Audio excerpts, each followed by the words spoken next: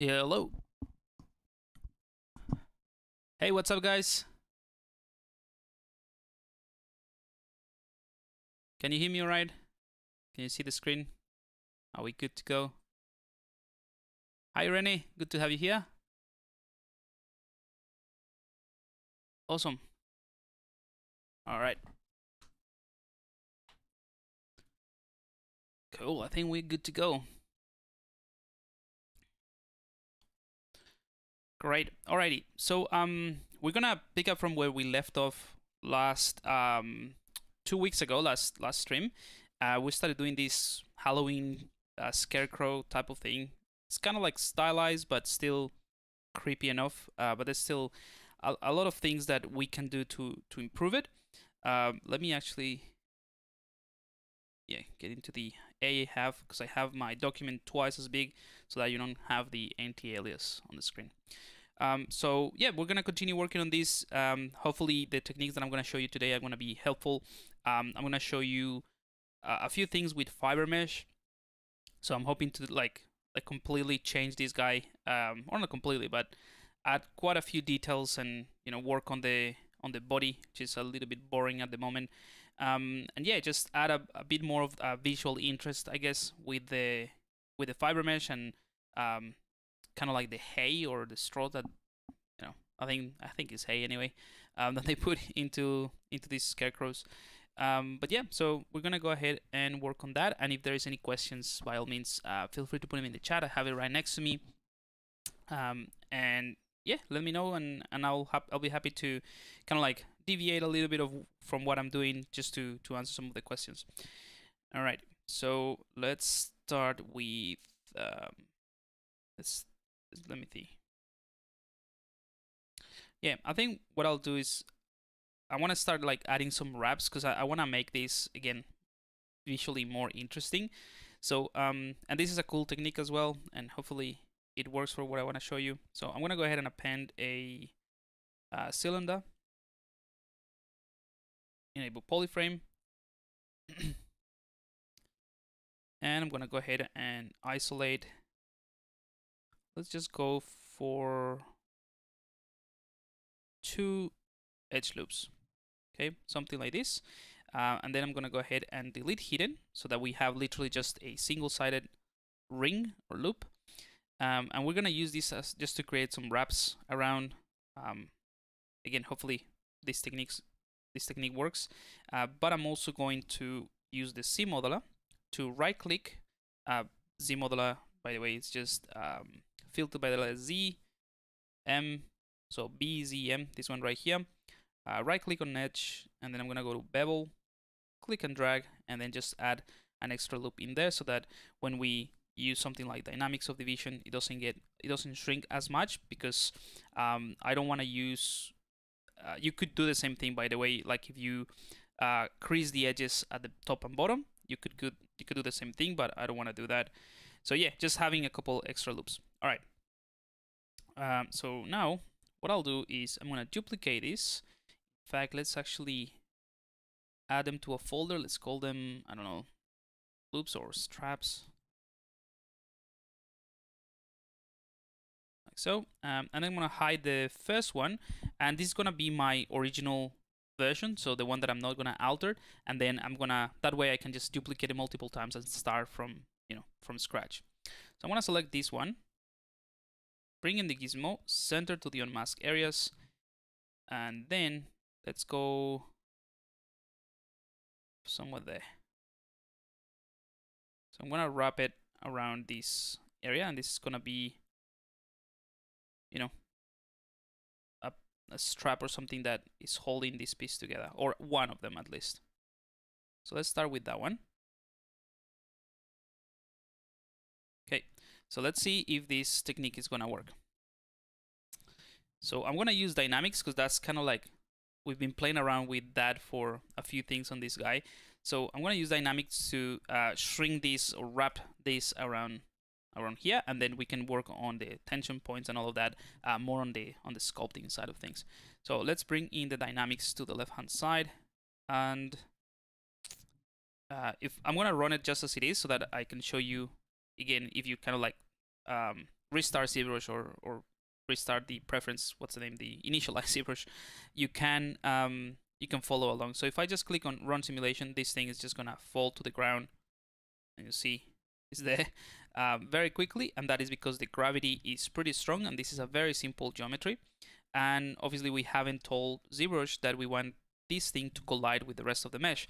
So that's the first thing I'm gonna do. I'm gonna click on collision volume. So now everything that's visible, ZBrush is going to take it into account when it's simulating.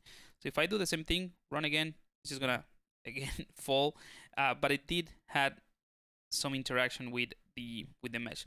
But the reason that's still happening is because of the quality of the simulation as well as the gravity intensity. So it is pretty strong. So this time I don't want to have any gravity influence, because I don't want this loop to sort of like hang over the shoulder or over this arm. What I wanted to do is to shrink wrap kind of. That's kind of what I'm expecting. So I'm gonna turn off gravity, click on simulation, and still nothing's gonna happen. So this is simulating at the moment, but nothing is happening because there's no settings that I'm telling ZBrush to use other than collide with the floor, but because there's no gravity, it's not falling, right? So instead, I'm gonna use this deflate, and let's click on run simulation, and you see it's kind of like deflating and trying to wrap around this guy, but it's not very close to the body. So let's undo that.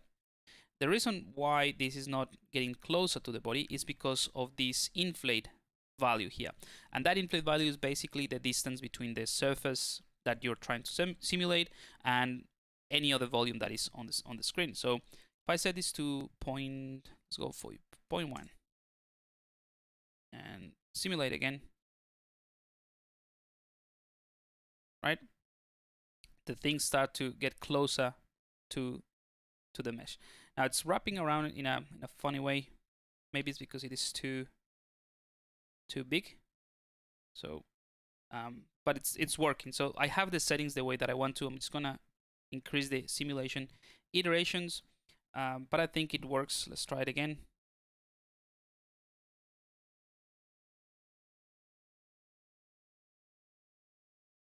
Okay, it gets to a point that it sort of like doesn't like it, but anyway, I just want to have this as a starting point, and then I want to have more control over the simulation with the transpose close. So let's see if this one helps. Yeah, it gets to a point. I wonder why actually, that it doesn't like it. Let's try around here.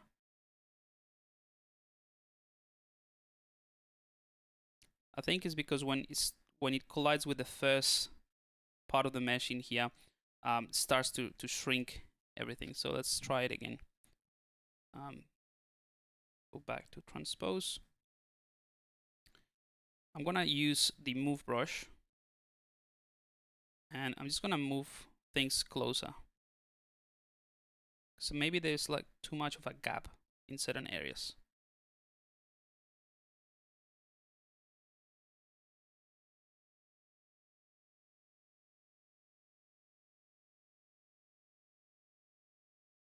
Let's try that out. Yeah, so that's a little bit better. So this, like, I'm trying to get this closer to the actual mesh before I run the simulation, so that yeah, we just kind of like help ZBrush a bit.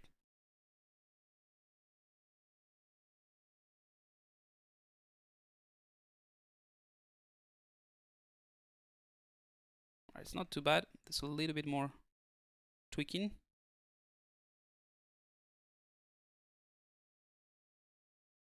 All right, I think that's good enough. Let's try the contract actually. Contract is too strong, but might work if we just tone down the intensity. All right, so that might be better. Let's try both at the same time. Okay, so that sort of helps a bit, even though it's shrinking things in terms of like the thickness of it, but I think it works a lot better. So basically, one is contracting the mesh and the other one is deflecting. So like shrinking it. So we're using both at the same time. And that kind of like works. So let's try that from the beginning with another version. So duplicate that original. And maybe this time we don't have to do kind of like the shrinking so close to the arm.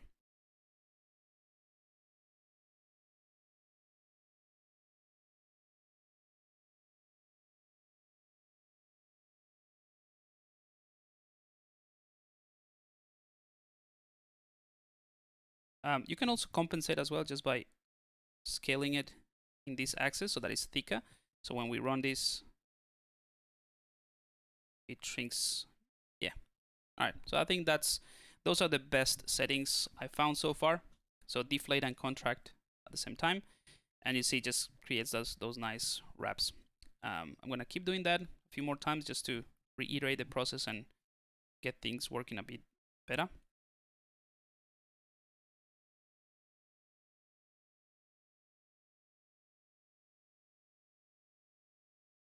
Another way that you can go about this, by the way, is if you just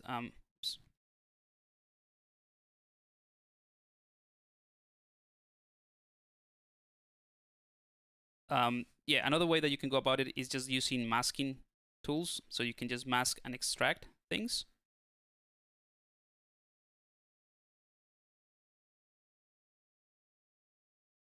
I'm just going bit by bit with this one, so I'm not just letting it run all the way. Let's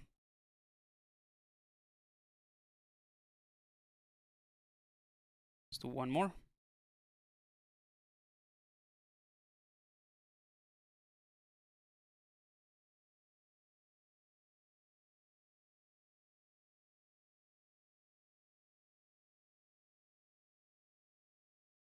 So the longer the bigger that is, the the more that ZBrush will struggle to get it closer to the mesh. So that's why I'm like running the simulation a few times.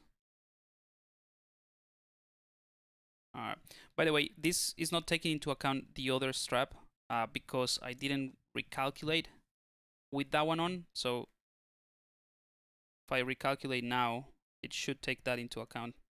Yeah. All right. So that's not bad. Let's do a couple more on the other side.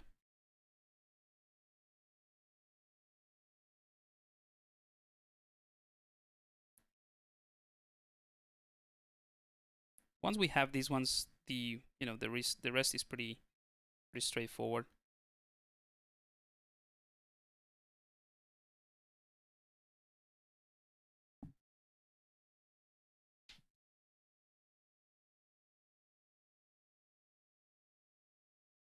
I'll try to do these ones a little bit faster. But in the meantime, if you guys have any questions, feel free to put them in the chat and I'll have a look. Maybe try to answer some of those while I'm simulating these bits.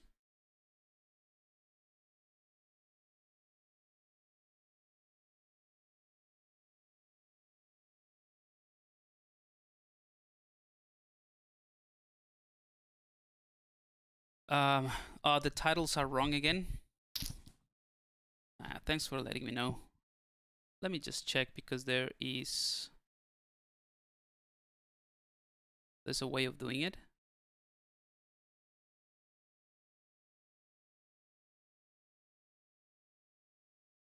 Just need to remember how it's done. Give me 1 second.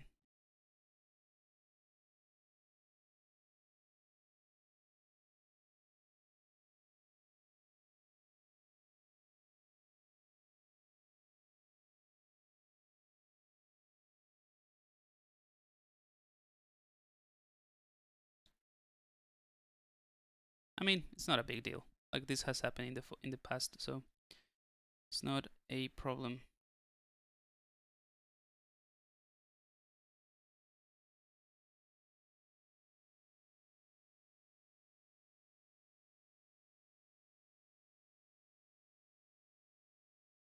Yeah, don't know how to do it. I tried, but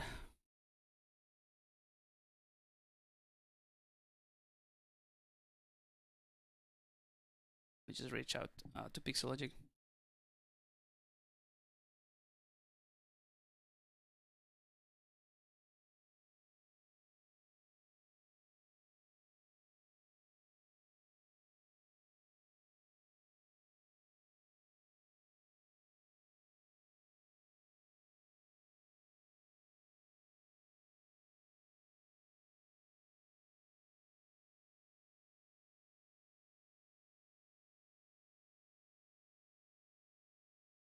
All right, doesn't matter. So, am I planning to do? Hey, yeah, that's part of what I wanna show with some of the fiber mesh and, you know, maybe into brushes, just basically damage this a bit more to make it look a bit more interesting. For now, I'm just like adding some straps that I think could be also interesting with, again, with a different technique that might be also might also be interesting.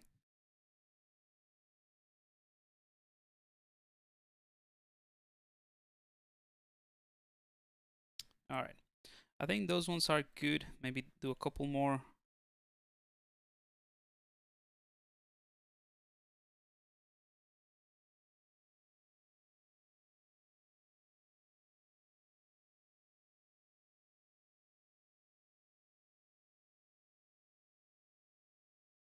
Oh, I think I did the one already there. Yep.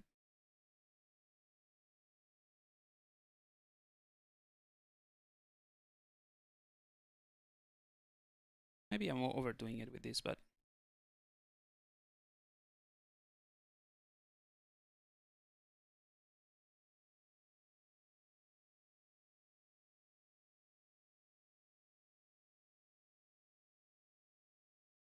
I think it works. All right, kind of similar to the other side.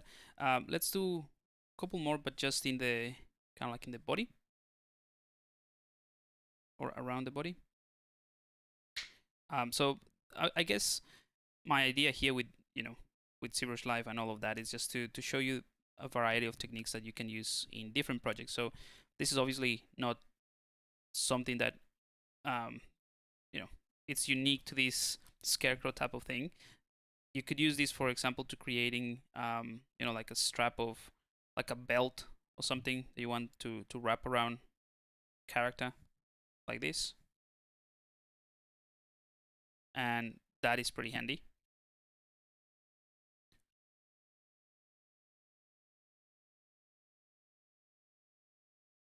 And because I'm not using gravity, I could actually just do something like this, like literally like if it was just a belt.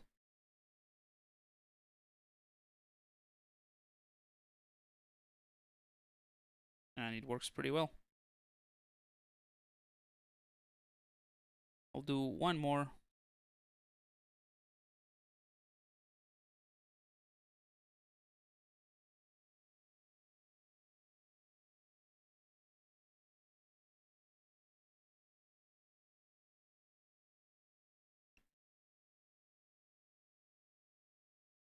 But this time, just to do something slightly different, I'm going to simulate it a bit.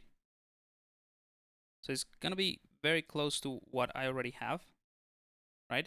But I'm going to enable gravity now and just change the intensity so that hopefully it falls as it wraps in. So let's just deflate, turn off deflate and contract.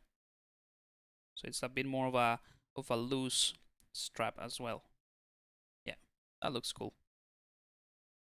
All right, and then we can add like a few more of these things later on. But I think this one works, and we have a folder with a bunch of straps. So what I'm gonna do now to get these ones kind of like ready or semi-ready is to select each one of them, enable dynamics, or sorry, not dynamics subdivision, not dynamics as in simulating dynamics. Going to solo mode here. So this is the one that I just enabled, dynamics from the dynamics subdivision palette. Enable that, maybe add a third subdivision level so it's pretty smooth. And I'm also gonna add some thickness to these straps. And again, I don't want to have this to be as sharp as it is right now, so I'm gonna click on this post subdivision thickness, and instead I'm gonna add a couple of segments. So it's maybe one segment is fine. So it's not super sharp, but it still holds that that thickness or that edge quite well. And what's really cool about this is that this is essentially dynamic, so you can just change this on the fly. Now this is another cool trick that I'm going to show you. Like if I go ahead and let's select the next one, right, and I click on dynamic subdivision, it's basically going to give me the basic settings of dynamic, right, of dynamic subdivision. So I'll have to set everything up again exactly as the previous one if I want to have the same settings or the same maintain the consistency in thickness and subdivision levels and all of that.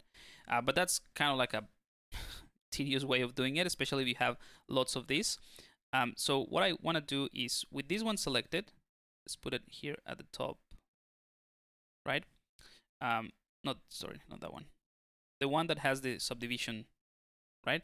I'm just gonna click on merge down, click OK, and the subtool below will inherit the dynamic subdivision settings of the one on top. So I can just keep doing that, you know, merge down. I want to click on always OK so that does it automatically, right? So now every single piece that was before a single subtool, now they're the same subtool, but I can control the thickness of all of them, and I don't have to waste time putting those settings in each one of them, right? So that's one thing. And then I can bring in the polyframe. I'm gonna click on auto groups. So each one of these pieces has a different polygroup because obviously they're different objects. And I can just go here and click on split and click on group split, click OK. And I get exactly the same thing as I had before. So individual pieces, but every single piece will retain the dynamic subdivision settings. So now I can just go ahead and do small tweaks, especially for the overlapping pieces. But you know, it's okay. Did a pretty good job.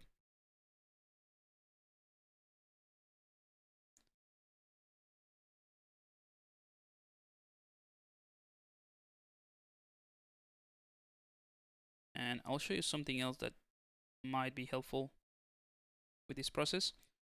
I think this looks alright.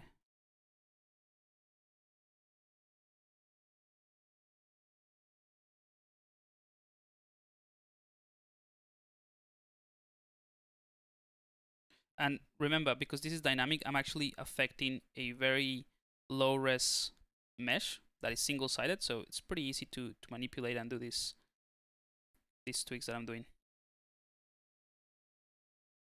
This one probably needs a bit of work. But you know, we could use something like the the cloth hook, right? Just to push this down or make it hang as well, like this.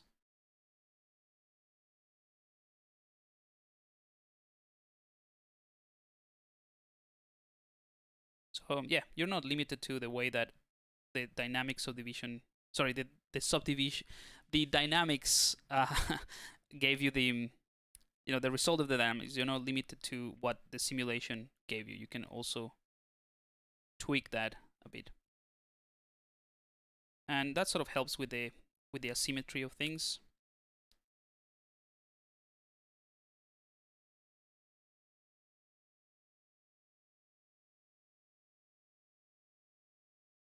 And I'll be honest, I'm not sure if I'm gonna leave these straps, but for now, I think it demonstrates an extra process. What I was gonna say is, if you think they are a little bit too far from the actual mesh, because you're using dynamic thickness, you can actually change the offset. So, for example, I mean, these ones are, you know, pretty close, so I'm happy with that. But let's assume that this one is not for whatever reason. You can change the offset here, so you can do it to -100, and it just sort of like shrinks. Well, it doesn't shrink things a bit. It just adds the thickness to the inverted normal. So if you go to +100, it does it on the positive normals or the positive side of the normals, and 0 it just does it right in the center. So 0 is fine, but just wanted to show you can also use that offset to do something else with it. All right, now I'm gonna do a bit of sculpting just for fun and hopefully answer some of the questions on the way. I'm gonna take this jacket then duplicate it. Just put that one here at the top, where I keep all the. Actually, let's bring all of this into a folder called the OR. Just the original bits and pieces in case I need them. Hide that, and I'm gonna use this. And I think at this point, what I'll do is I'm gonna get rid of. Oh, before I get rid of the symmetry. I can't remember. Oh yeah, this is a dynamic object. All good. What I'll do is I'm just going to smooth this neck a bit, and I'll get back to this one, or to this area in just a bit. So I want to have like some hay and straws that's coming out of the neck, or like the neck and the hands and all of that. So just want to do that first.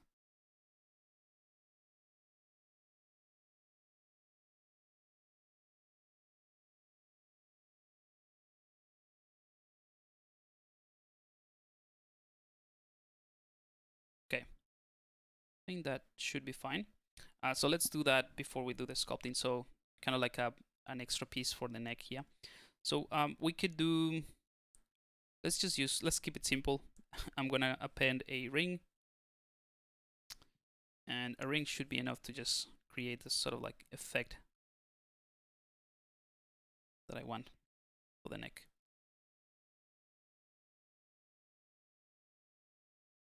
All right, so I'm gonna enable symmetry just to work a little bit faster. So the bottom part, we're gonna add maybe like a rope or another strap or something like that. And then at the top, this area is gonna be like the flaring of the. This is hard to to explain what I'm trying to do. This is just the neck of the whatever, the jacket or whatever I'm doing. So this is gonna be pretty close to the actual neck. Then we'll have a wrap or something around it, and then some hay sticking out of it.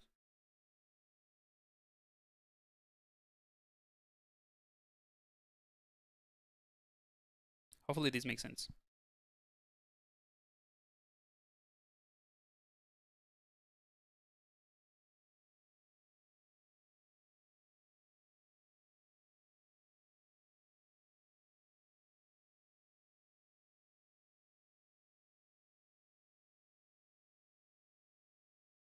All right, I'm gonna go into solo mode just to clean this up a bit.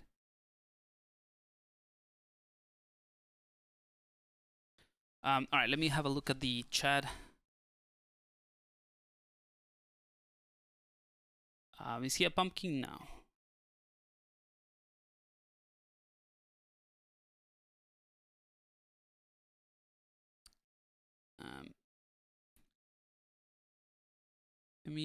Hey Keith, good to have you here. In a previous live streams, you mentioned something about how in nature there are both curve and straight lines in the same thing. You please elaborate. Did I can't remember where in which one, but yeah, that's I don't remember the context on of why I said that, but on in relation to what, but probably what I meant is that there's very rare things in nature, especially like if you're doing, for example, anatomy and stuff like that, that you'll find just curved lines in everything. There's like straight lines and curved lines, or opposites. Maybe that's what I probably meant. So like if you're doing an arm, you will have a silhouette that a line in the silhouette that curves in, then it goes flat and then curves out and that sort of thing. So maybe that's what I meant. Sorry, I don't have the context, but I'm pretty sure that's what I would have said. I don't know.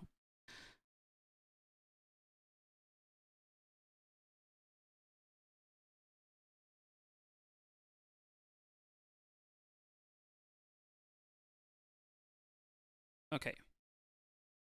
I'm gonna go ahead and do another ring 3D. This is gonna be the rope on the neck.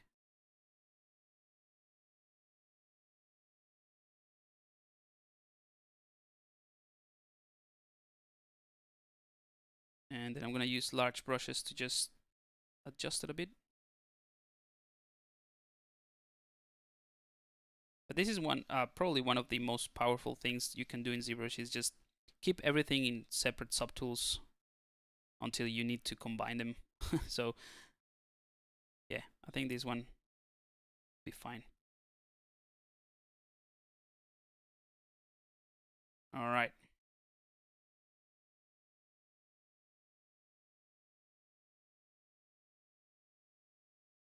Okay, so let's go ahead and rely on those dynamics again just a bit more. See if we can get these sort of like pointing down a bit more. I mean, you can do that with move brushes probably. I'm gonna try dynamics though. All right, so just masking out the outer edge of this, and I'm gonna invert that, and I can use maybe the cloth. Where is it? There's one called the slide one. Here, cloth slide. Because that one is a bit more subtle, so you can slide bits and pieces, like so. Oh, forgot an important part of this process. Again, this is a new mesh that I added after, so I'm gonna recalculate volumes. So now it can interact with that extra bit.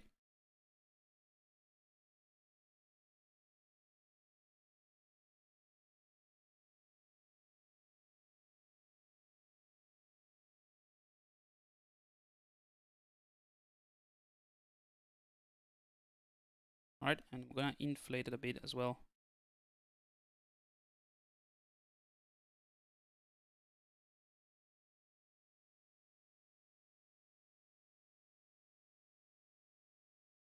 All right, I think we can leave it there. I was maybe spending way too much time on this part. Let's go ahead and do a bit of sculpting just to increase I guess the realism, or basically to bring this part of the body closer to what we have with the with the head, which is more interesting. So I'm gonna start like establishing some main folds. I'm gonna get out of symmetry as well. So I can do that with the standard brush, just doing this sort of stuff, identifying where the tension points are. So here, probably it's gonna be a lot of straight lines in here, that sort of stuff. So you can do that with the standard brush. I'm gonna use one of the brushes from my cloth and drapery brushes. So this one's right here.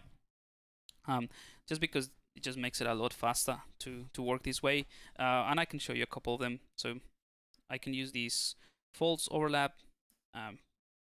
maybe increase the resolution a tiny bit of this Dynamesh object.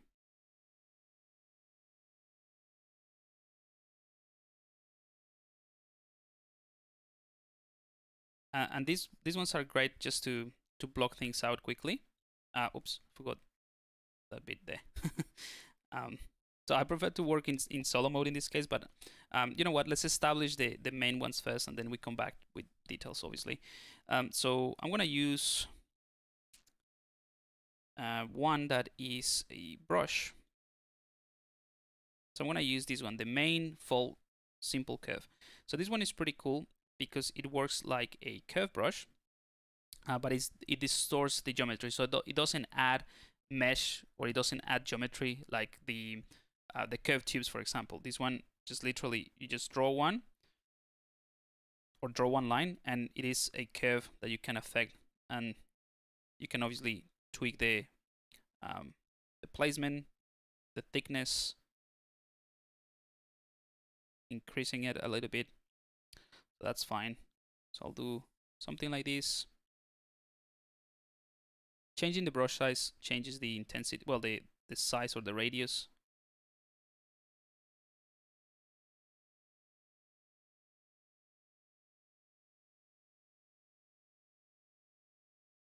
Again, you could do all of this with the standard brush. Sometimes it's just maybe even faster, but oh, please. But I find these ones really useful just for like straight lines like this, and then you can extend them like that. So it makes it really easy. And then I'm going with the standard brushes. Sorry, with the smooth brush.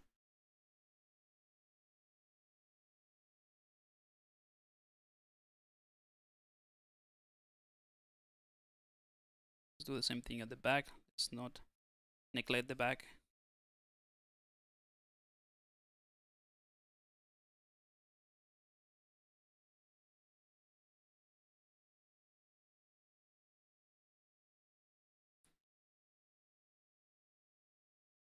But yeah, this one is not just for the like straight lines. You can do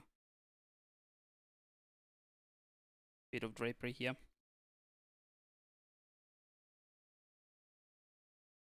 And because it is a curve, you can also smooth the curve before you kind of like commit to it.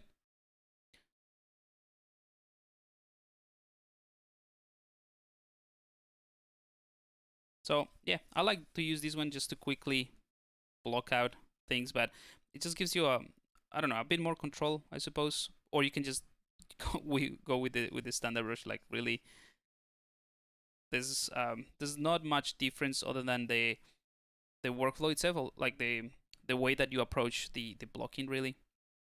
So for example here, if I use the standard brush here, it will be the same thing. I will just have to do a bit more of the, you know, the back and forth, I guess. If I will do it like manually, I mean, I'm doing it manually, but you know what I mean? Like this single fold can be done with a standard brush, and if you're familiar with that process, it's probably faster. So I just mean that if I'm doing this myself like this, I will just spend a lot more time getting just that shape right, smoothing things out. Maybe if I make a mistake, so I go back with the undo history. Whereas with this one, I kind of like do the same thing, but I can, for example, do this, right? And then I already have the volume right, so I can concentrate is in just the placement of it. And there is another one that is actually, I'm going to show you. There's a better version for this. This main fold sharp. So these main folds soft and sharp, they're pretty good for that. So you can do things like this, and then you touch, and then bring it. Actually, you do that. I'm gonna keep it simple. So I draw the line, right? In fact, let's go into solo mode, so this is easy. So I draw the line that it attaches to the surface, and what this one does is kind of like what I just showed you manually with a standard brush, but you just need to pull out the area that you like. So just, you know, clicking on the curve and pushing it out, and then you can keep doing it if you want to increase that, right? But this is just enough to get the volumes right, and then you can just go back and refine it. So I use this one to kind of like block in some areas, you know, that will have like this sort of drapery happening here.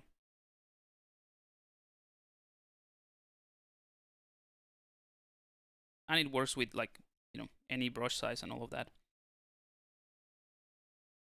The other one, it has a sharper version. So this main sharp does kind of like the same thing, but I use that to sort of like cut into some areas. So I will I'm going to solve it. I will do something like this, and then you can click to pull it out, right? And you'll see it's a lot sharper. So this is something that I would use, for example, with the Alt key. So you can press Alt and then push it in like so. I don't know. This is just a way of, for me at least, blocking things a little bit faster.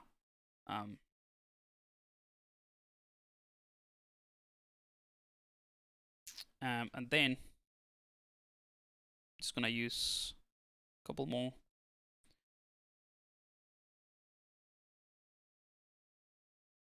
This strong gravity falls.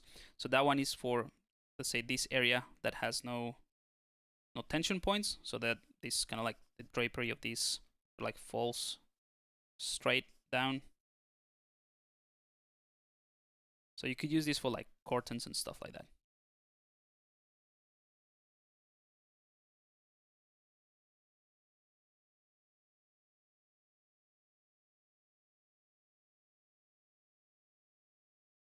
But anyway, all of these brushes that I'm showing you are kind of like for blocking things out. And then it's important to go back and revisit those shapes a bit more with the standard brushes.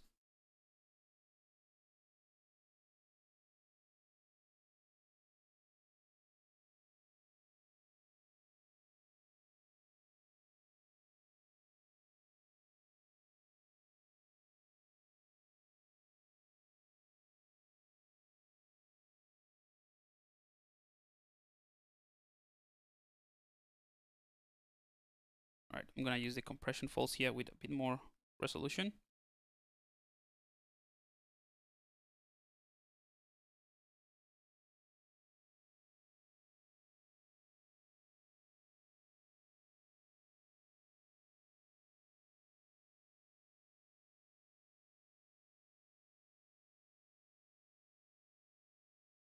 And I'm still gonna go through this manually, as in adding more folds and really think a bit more about the compression folds. But this just makes it a lot easier to, for me at least, just to block things out.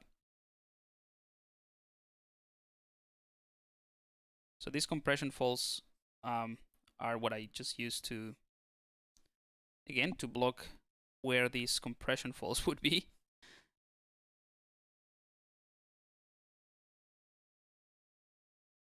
So really any part where there is some kind of like interaction with another object, there's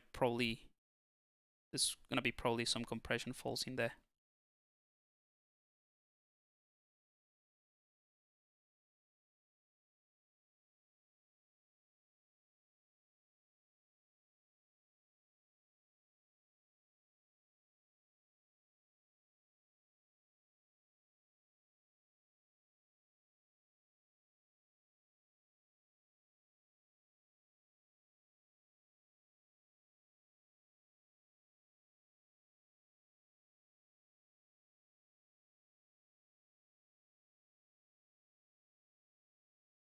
And you'll see that as I go with this, I'm constantly smoothing things out.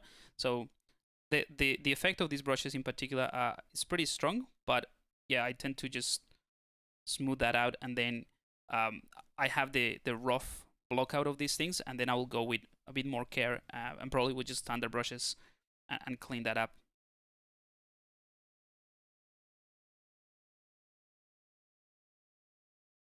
Let's have a look. Hang on. Ooh, there's a lot of questions. Hey, Ryan.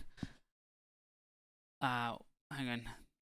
Lots of things that I missed. Are the belts on the Scarecrow just IMM brushes? No, I think you just need to scroll back in time a bit. I don't know if you can do that during the live stream, maybe not. But no, I just use like literally edge loops from a cylinder and use the dynamics to wrap them around.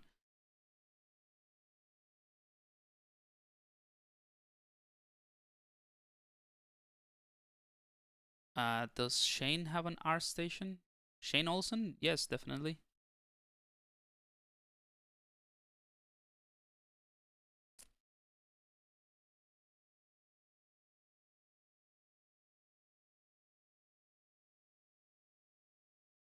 why do the curve wrinkles sometimes disappear and the big one on the front had just part of it gone on? Even, sorry, Ryan, not entirely sure. Oh, okay, I think I know what you mean. Yeah, it depends on the camera and the brush that I use, or the this. If you're referring to these brushes, right? That's some, not this one, sorry. To this type of brushes. If I have something on like this, it might disappear sometimes, or it might look like it's not appearing because it try to follow whatever is showing on the, like, whatever volume is visible. So it tries to follow whatever is in there. The reason that sometimes disappear is because you can click on it to update it. So if I click on it and press the Alt key, I can invert the effect, which is the same thing as, right now this is the effect. You can start it by switching the Z add to Z sub, and it will do the same thing but inverting it. So I was just doing it on the fly, kind of like holding Alt and switching the effect in here. So hopefully that answers the question.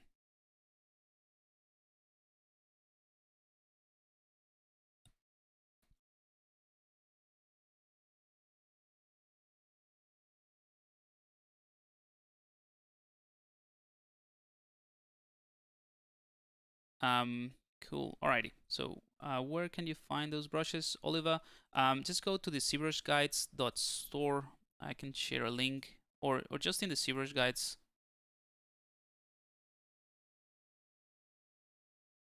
So you can go to the ZBrush guides, and I'll share a link here. And they're all there. You can go to resources,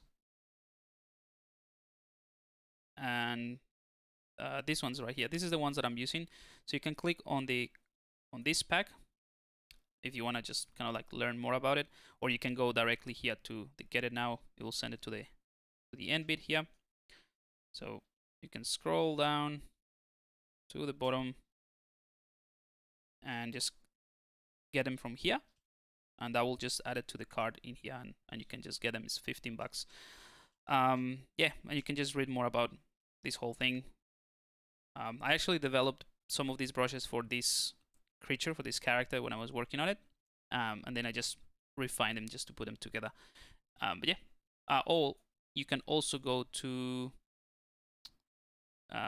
so if you go to resources again, and you want to see all of them straight away, you can click on this card, like shop now thingy, and that will send you to the ZBrush Guides store. So it's like the same thing, but it's just a dedicated store with, you can find all these, all the brushes basically. So these ones right here, right?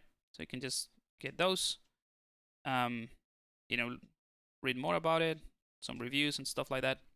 But yeah, those are the ones I'm using.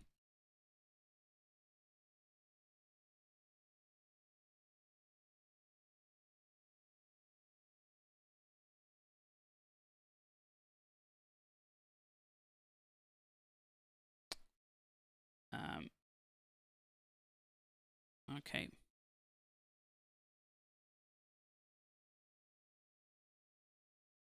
All right, I'm going to move a little bit faster here, just add some more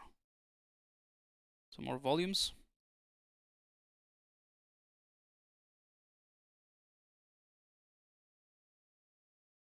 Again, just remember this still needs refinement. It's just more about getting the volumes there.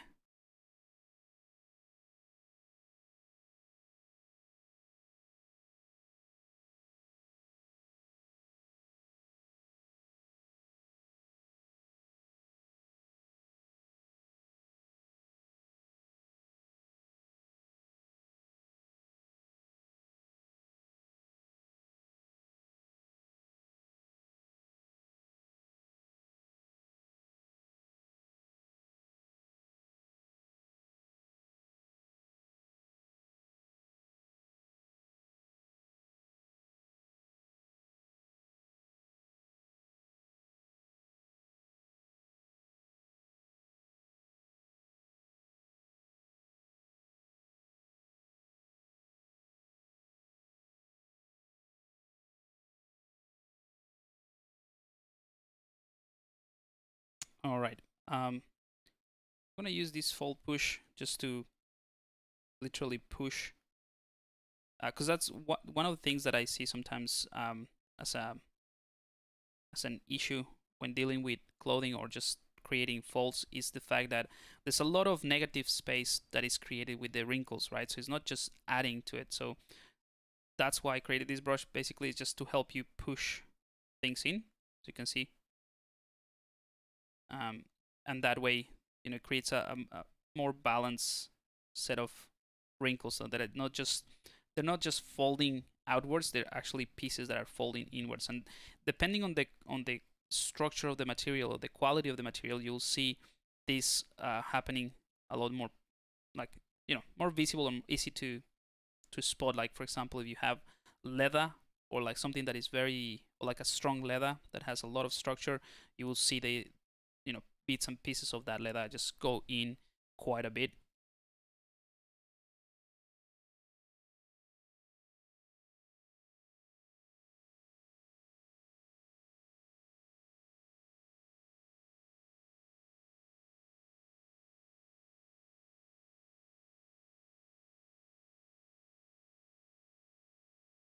All right, so I'm gonna switch back to the standard brush now, just to increase the resolution, redynamesh, and do a bit of refinement based on those lines that I just added, or those, yeah, the blocking of those lines. And, you know, every now and again, just add a few more.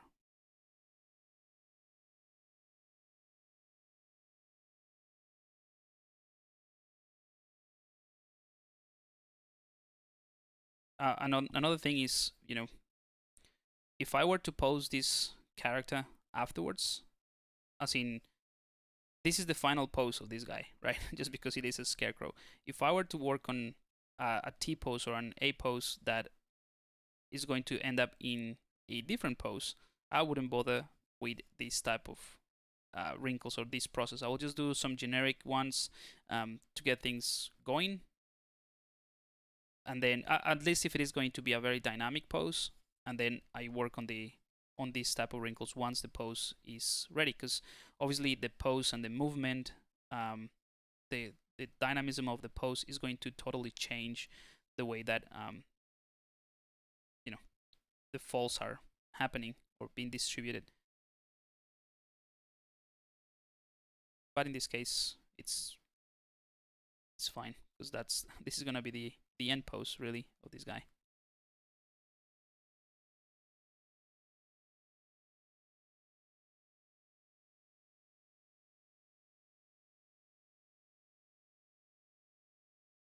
I'm gonna use the standard brush here as well to just add some more volume, so that it feels that these straps are actually adding some pressure.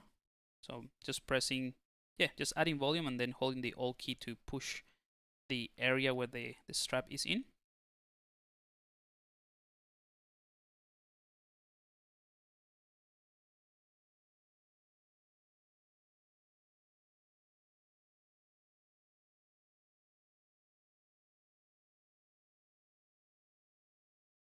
And try to keep everything very smooth with the smooth brushes. And if you're working with something that has lots of resolution already, or a Dynamesh object that has lots of resolution, you could also enable the smooth stronger that you can get from the brushes that come with ZBrush, and that just works, you know, make it work things a lot faster.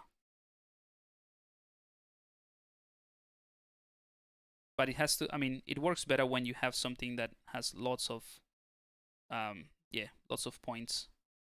Otherwise, you can very clearly see the edge of it. Let me just show you.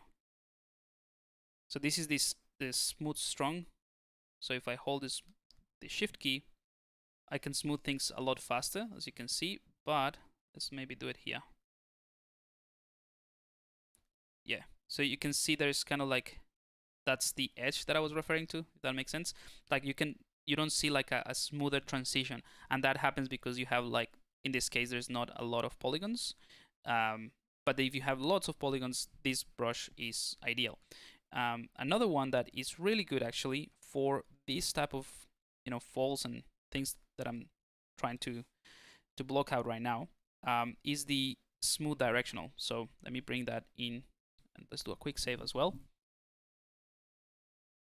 So if I go to the brushes that come with ZBrush, let's open up the smooth brushes. It's called smooth directional, this one right here. So I'm gonna double click on that, and what this does is it smooths based on the direction that you're using it. So I'm gonna use the damn standard brush to give you an example. Right, so I have those lines in there, and then I'm holding the shift key to access the smooth directional, and if I smooth it this way, that's pretty strong as well. I'm just gonna do this way, and then I'm gonna show you compared to the other to the perpendicular way of smoothing it, right? I don't know if you can see the difference, but I'm doing it based on the direction of the stroke. So when I have folds like this, I can just follow the, kind of like the flow of that fold, and I will just smooth that based on that direction, or I can do that perpendicular to whatever fold I did to kind of like remove it altogether, or to really change it. So let me I'll show you in practice what I mean by this. So let's say in here I can just go ahead and smooth this like so. So you'll see it starts smoothing that fold along this way. Maybe with the polyframe enable might be a bit easier, because it does kind of like a shrinking effect, right? So it creates this really clean line. So maybe here it would be a good idea to do it. See? So it's just doing it based on this direction. Yeah, this is a good example. So let's do a screenshot here, Shift S, and then let's do it in around here. So I'm just using the smooth directional to adjust these shapes, right? And you see all this blowiness that I had before, it's gone because I'm using this smooth direction. It's only doing it in a specific direction. However, one thing that is important to keep in mind is that because this brush actually does a little bit of pinching, it's ideal to use it with the Dynamesh or something that is not going to be the final that's going to be the final topology, I guess, just because it pinches things. But yeah, it is a fantastic brush to just refine any blobbiness on your folds and just make sure that they're like straight, especially when you need them to be straight.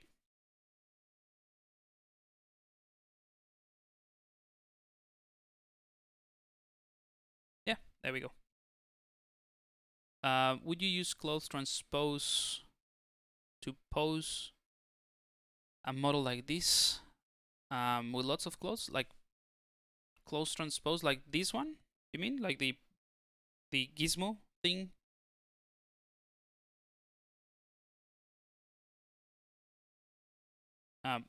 If that's the question, probably not. I wouldn't, because the thing with the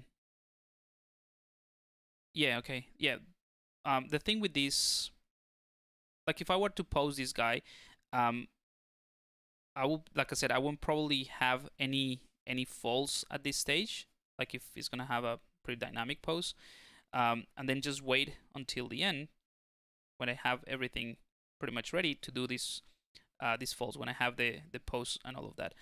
But I wouldn't use the transpose cloth, because that will affect only the subtool that I have selected. And if I were to just combine them all with the transpose master and do it in there, then I will lose a lot of the volumes that I shouldn't be changing, like the mass of the body, for example, and things like that. So I wouldn't use that.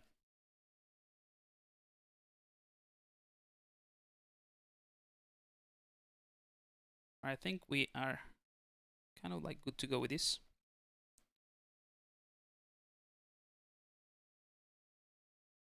Just trying to add a bit more of this compression, the feel of compression here between the straps.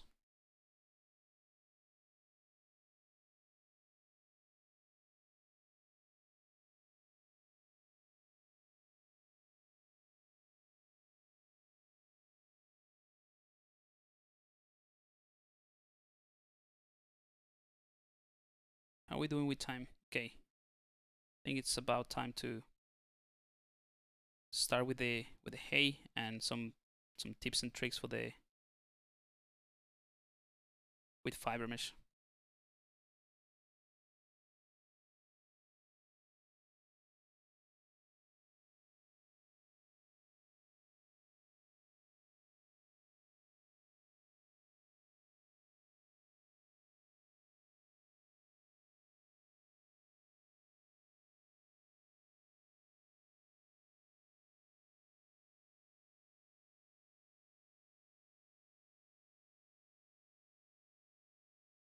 Maybe I think I need to add some stuff here around the shoulder. So that might be a lot. Yeah, there's a lot of compressions here that I sort of neglected.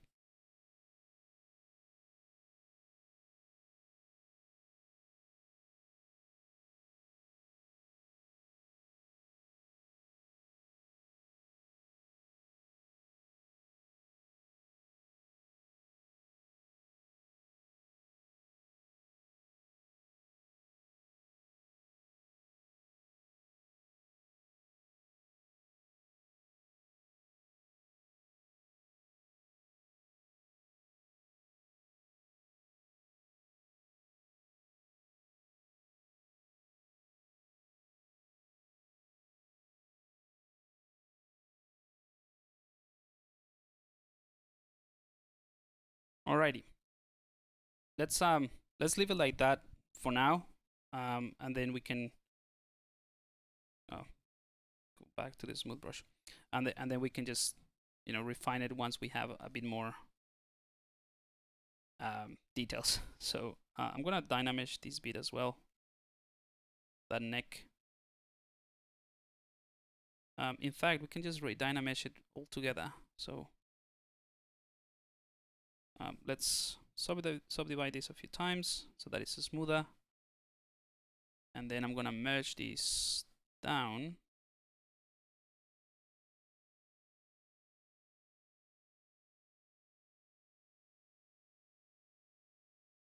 All right. And then I'm just gonna redynamesh it with a bit more resolution. All right. I'm gonna polish everything. So now this neck bit is part of the jacket or whatever this is. Okay.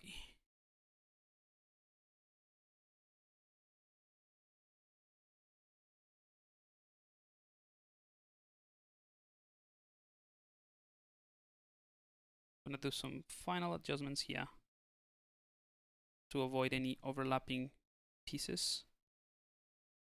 I think it's fine.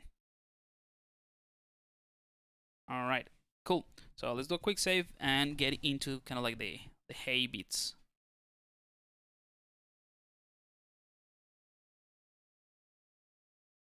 Let's see some questions.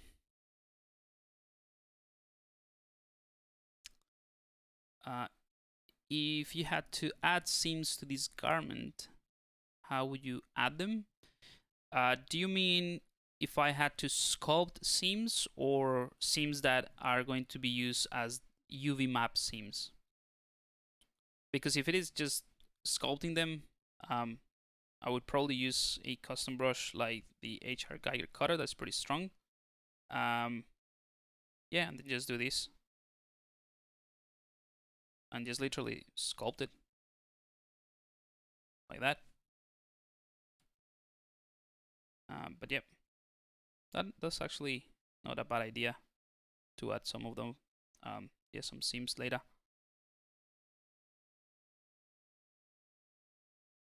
Hang on.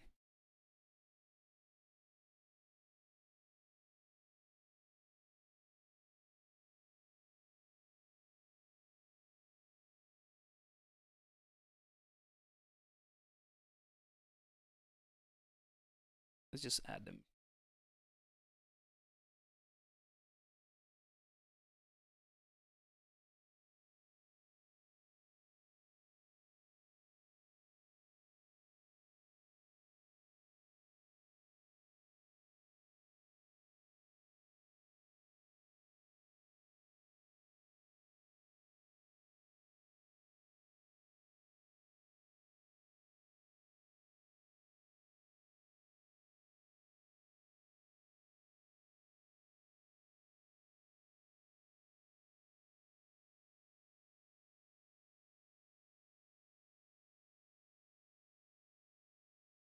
Cool. Yeah, sculpted seams, those are easy. You do something like that.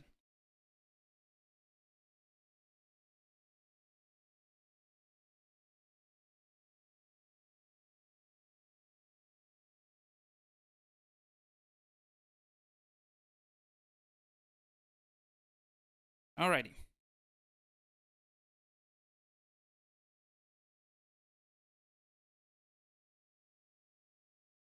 So for the kind of like the hay or whatever, those bits that are gonna make it look a bit more interesting, I'm gonna use fiber mesh, and I think that's gonna help quite a bit. And I'm also going to destroy the hands a bit more because they're like, you know, I want to make them like all crooked, like almost like they're like twigs of like just branches and stuff. So hopefully we have time for that. But let's start with the fiber mesh. So for the fiber mesh, let's do another quick save just in case. For the fiber mesh, I'm just gonna select. I already have selected this. Yeah, let's use this one. So I'm gonna use this custom mask. This is a custom brush that I created for a quick masking. I use it all the time because it's just like a lot sharper, so I can just do this sort of stuff. And you see, it is kind of like a Sharpie. If you want to create your own custom mask, exactly like what I have here, you can go to the ZBrush guides and go to tutorials. There is a series of masking tips for ZBrush that is pretty cool. Oh, by the way, in case you haven't seen it, there is a new tutorial called the 3 cool ways of creating wings and dragons for dragons and bats in ZBrush, and it's just like 3 really cool ways of just creating these wings. But anyway, if you go to the tutorials page and search for mask or masking, yep, you click on that one. I'll put the link here in the description in case you want to do it. And yeah, so it's one of these ones, this one, the third in the series. So custom masking in ZBrush that creates, or I walk you through how to create your own custom mask like the one I have in here. And that's important because that, or not important, but that's useful because that's what I'm going to use to grow the fibers from, right? And I want a pretty sharp line between what's mask and what's not. Okay, so that seems all right. Let's refine the mask a little bit here.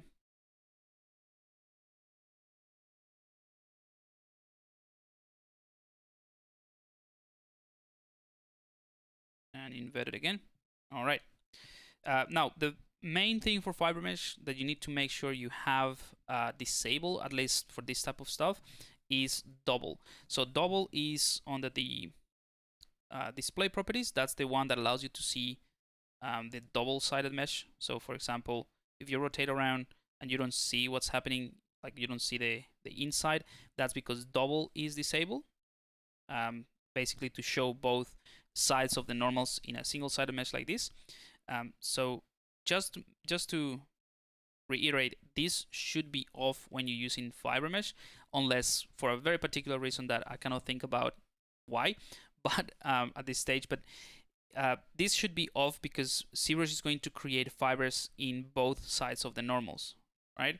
So in fact, let me just show you what that means so that you understand what I'm referring to. If I click on preview now, ZBrush is going to add fibers to that mask area.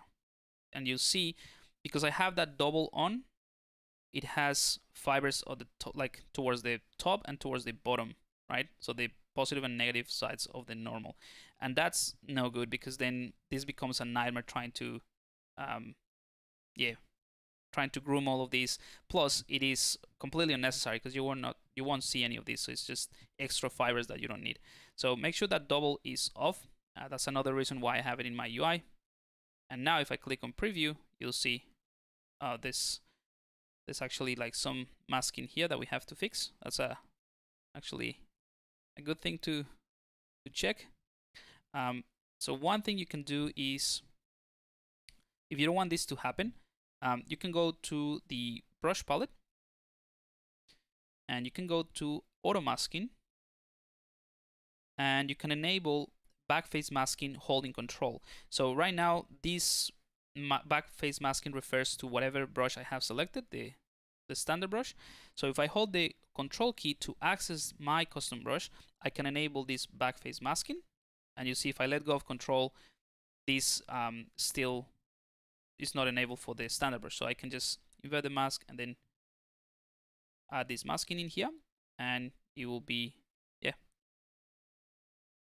and it will just work just fine. So that's another thing that you can do. Just keep in mind that that switch there is for each one of the brushes, so you'll have to change it depending on whatever brush you use. So like turning on and off, and that's why I have it in my UI as well. So I have this in here, so depending on what brush I use. So if I hold control, now this backface masking is in there. Let's go ahead and create the fibers, and then if you want, just put some questions in the chat. I'll have a look at it. So I'm gonna click on preview, and I'm gonna try to create that sort of like hay style or hay effect. So obviously there's a lot of brushes of fibers. First, I'm gonna maybe add it a little bit of color. Why not? All right, but I'm definitely gonna change the amount of fibers. Something less like that. And then I'm gonna play with the amount of segments. That is the amount of subdivision of each fiber. So you see this one has 1, 2, 3, 4, 5, and 6 segments. If I set it to 1, it's gonna be straight lines like that. So I'm gonna play with this a bit more because the hay is pretty, you know, it has a pretty solid structure anyway. So maybe 4 is fine. And then I'm going to increase the coverage as well, just to make them thicker. And this is being influenced by the gravity quite a bit. So I'm going to change that gravity.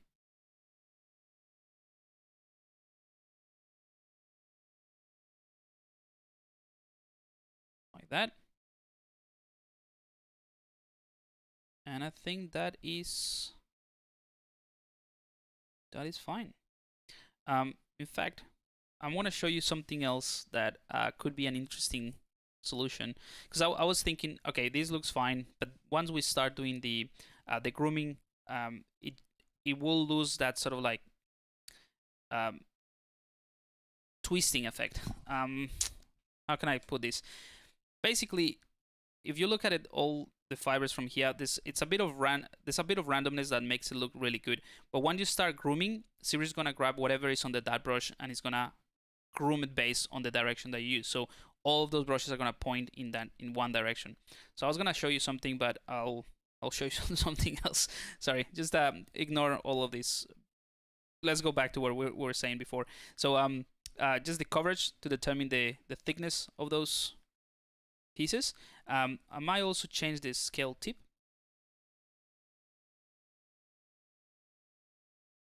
Like so. Not too much. Something like that is fine. And yeah, I think that should be fine. Maybe less fibers.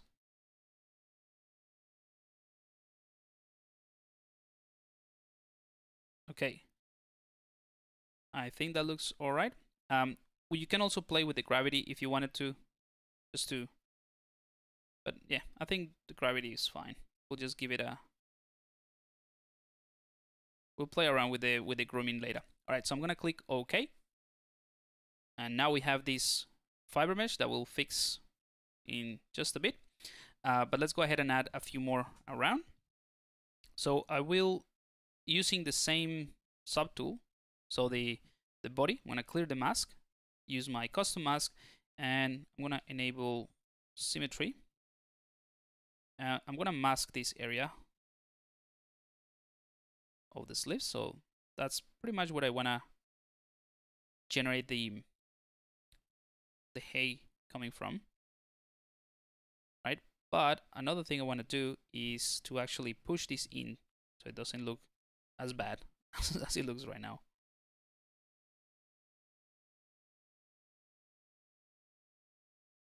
All right, so invert mask, bring in the gizmo to the unmask areas. I'm also gonna enable this local symmetry, and I'll show you why in a second. So I'm gonna push this in, and I'm gonna scale this down so that it sort of tapers as it goes in. Otherwise, you'll have this weird intersection thingy. So let's don't do that. I'm gonna push that just a bit, and then I'm gonna scale it. So you'll see that this is being scaled towards the center of the sleeve. That is because I have the local symmetry enabled. If I didn't, because I'm doing this with symmetry, if I scale this down, it's gonna go towards the center of the wall. But because I had the local symmetry, it's gonna do it based on the local symmetry of these unmasked areas. All right, and let's go ahead and remesh all of this.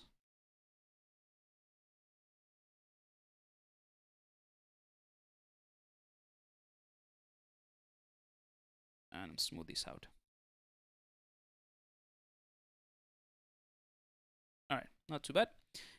Let's go ahead and repeat the process now for the fiber mesh. So I'm gonna mask this flat area, and this is kind of like an important thing, just making sure that just the flat surface is masked, or most of it, because that way we can have like the height kind of like shooting straight down.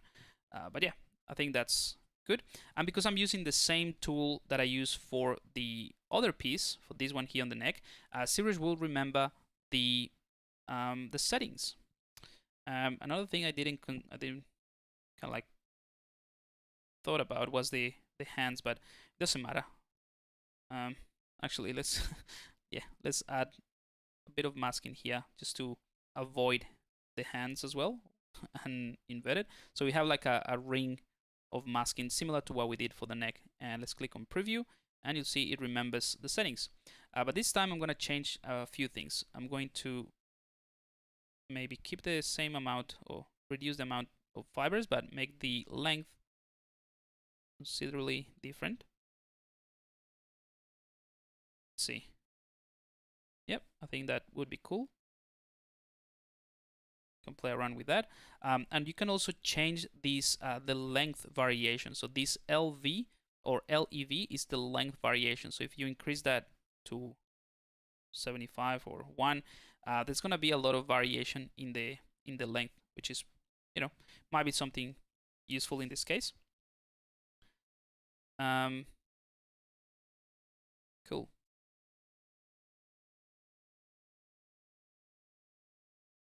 All right, so yep, happy with that. Let's click accept. So we have another piece there, and then for the bottom, I should have done this as well for this bit, but doesn't matter. Let's tweak it a bit using the masking brush.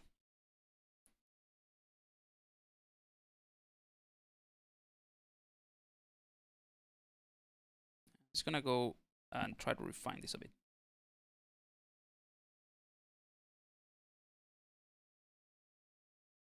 Alrighty, so let's maybe blur that a bit and use the same technique I used before. Center to the unmasked areas, push that in, scale that. We'll have to re-dynamesh this whole thing.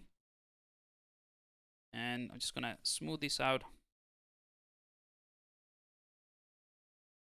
so that it's nice and clean. We still need to do like a retopology for that part, but it looks fine. And using the masking tool again, I want to create another ring. This time doesn't have to be a ring.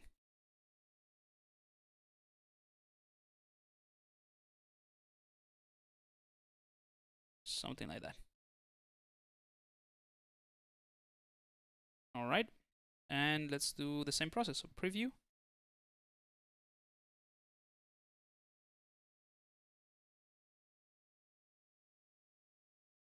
I'm just changing the gravity, like reducing the intensity of the gravity so that it kind of like tapers out a bit like that. I'm gonna do all of this with grooming brushes, but you know, you can just give it a bit of a helping hand. All right, click on accept, and we're good to go. So we now have 4 pieces that I'm gonna put into a folder,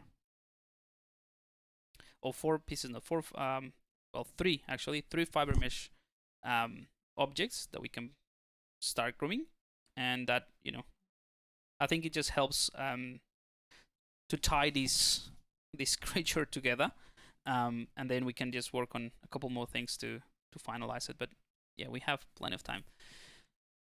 Let's have a look. How did you make these fingers? So if you go back to the previous stream, I cover all of that, but as a quick recap, I use C-spheres to create the armature of the hand and then create an adaptive skin. But I cover all of that more on a step-by-step kind of like process in the previous stream.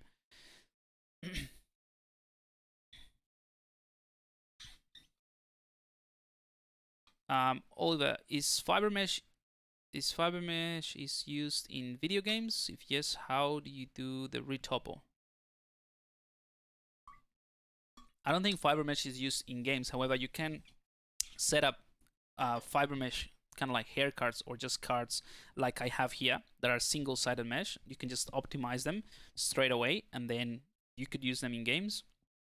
So that's one way of doing it. I don't think, like, you don't need to retopologize them. You can just set them up from the beginning with the topology that you might need for a video game.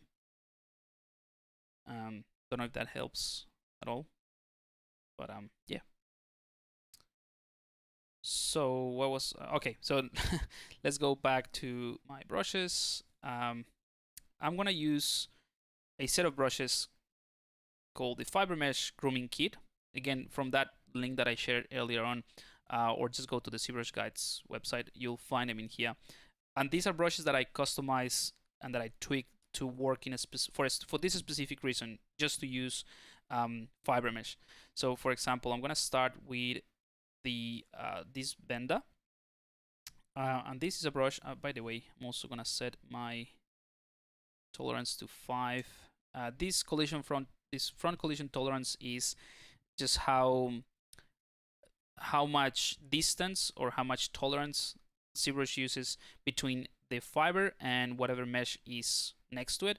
So if you leave it at 50, which is by default the default value, it's gonna be pretty hard to. It's gonna look good from one camera angle, but as soon as you rotate, it just looks completely destroyed, and that's one of the main reasons. So that is, you won't have this palette, by the way. This is a custom palette I created for this purpose.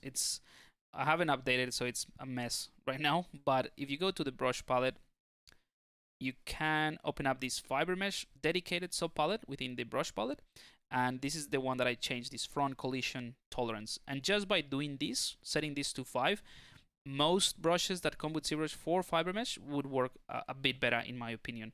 So you could literally just use, instead of, if you don't want to get these brushes, you can use which one would be a good one for this? You probably can use the hair groom toss. That's similar to the one that I have, or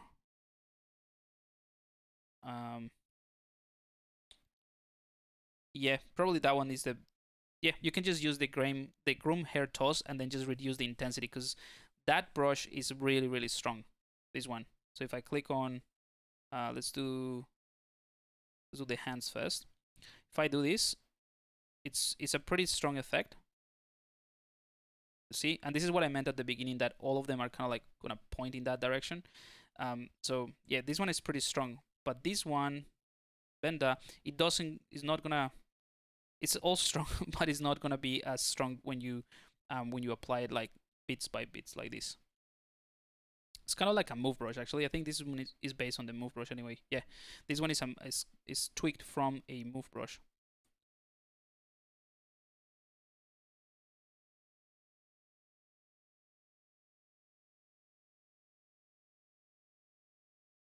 So I'm gonna block it out. So I'll use this brush to again block things out, and then we'll go into a bit more details and add a bit of variation to it. And when I mean by blocking things out with a fiber mesh is just get the general sort of like shape. So you see it's like, I don't know, flaring this out a bit.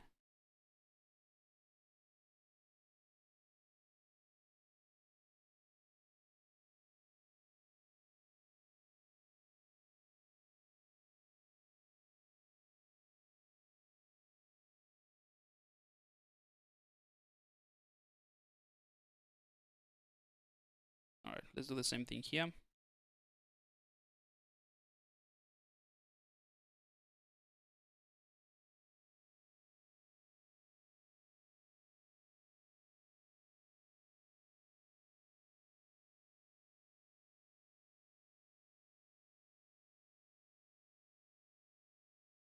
And for the neck as well. Oops. Select the neck.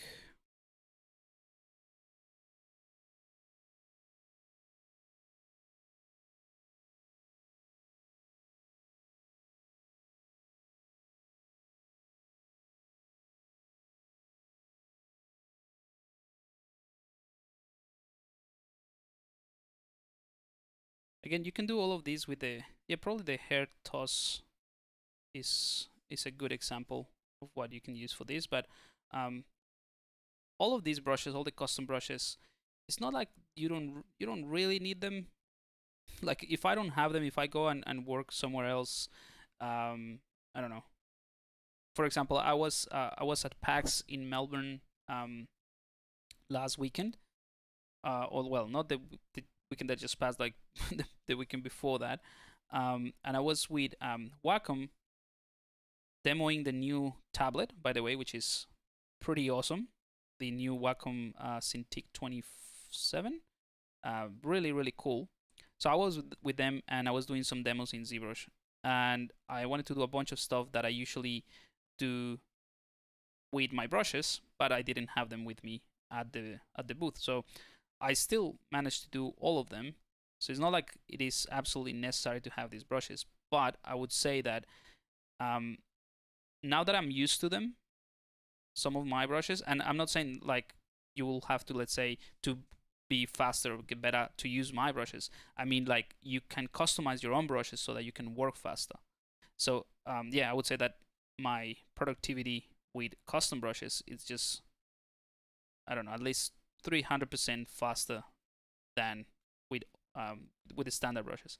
So my point is, I would recommend you guys to also get into learning a little bit about the brushes. Obviously, don't rely on them 100% because if for whatever reason you don't have them with you, you will feel the difference. But you know, it's a pretty convenient way of improving your workflow, just customizing things to work for you. And that's honestly what I've done with all my brushes. Is just brushes that I literally use on a daily basis for my workflows to work faster, so that I can deliver faster and things like that. And I just basically at the end I just put them together into like a nice package and clean them up and all of that, just so that I can make them available for people. But they're like the brushes that I use on my projects. Okay, so that was a little bit of simple tweaking just to get this going, and I think for the most part it already looks pretty good. But we can, you know, fix things a bit and make them make it look a little bit more interesting. Right, so we can do we can add a bit of turbulence as well. So let's do that.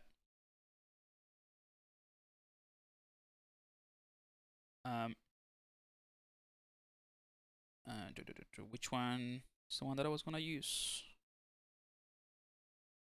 Well, actually, there's a couple of things that we can use.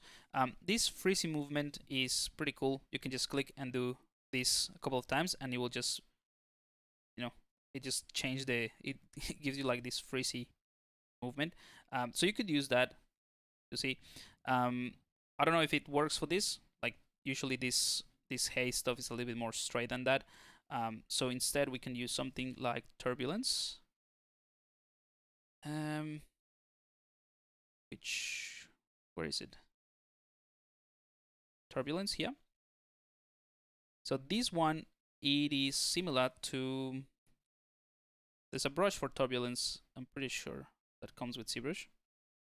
Yeah, yeah, this one. So this Groom turbulence, you can use that, but again, the custom brush is a lot more subtle. So I'll show you the difference. So this one, you can just do this, and yeah, it just messes things up quite a bit. I mean, it looks cool, but it's a bit too strong, so you have less control over it. Whereas this one, you have a bit more control. So it's just a bit subtle. So you can totally use this brush, the Groom turbulence brush with reducing the intensity in the Z axis, just to get this, a similar effect to this. So what this one is doing really is rotating some of the straws, or some of the fibers, just to add a bit of turbulence, which is what I want. And in this case, this one is kind of like intersecting this part. Don't worry too much about that. I'll show you another cool thing in just a second, which is kind of like what I was planning to do after. So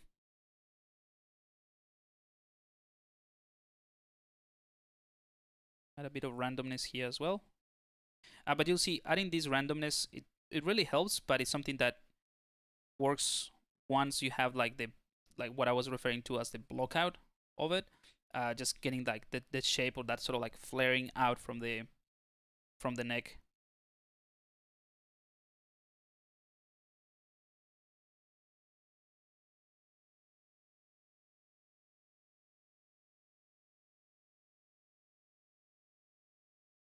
Okay. What else?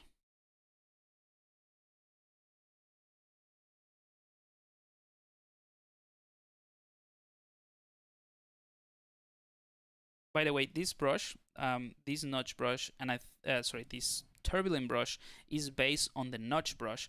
So it kind of like nudges things a bit. So you could use it as a very subtle move brush for fiber mesh that also gives you that sort of turbulence. And that is the same case for the brush that comes with ZBrush for turbulence. It is based on the notch brush. Okay, so now,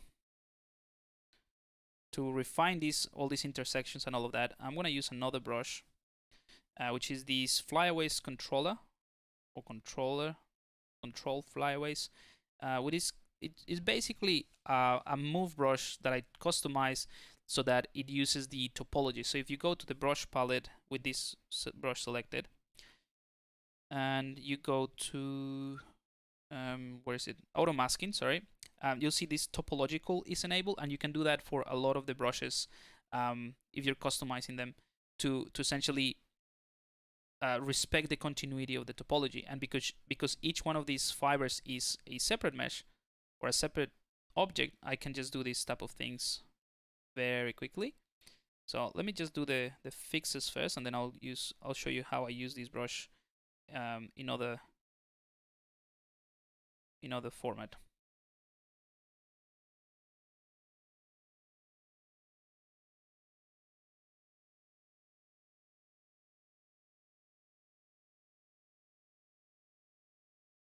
I think the neck, for the most part, is fine. There's not much intersection. It's just a couple.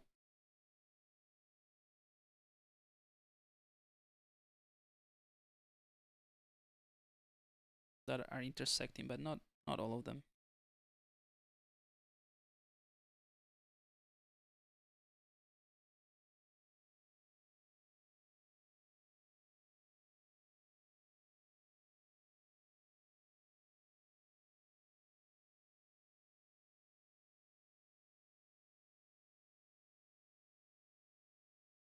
So this one is more like the detailing, probably. Like this refinement is just more of a detail process. But then I will also use this to sort of create a bit of variation as well. Like just take this, and if I'm doing hair, for example, this is something that I will leave to the end as well, just to add a bit of turbulence, but also get these kind of like random flyaways, just to make it more realistic.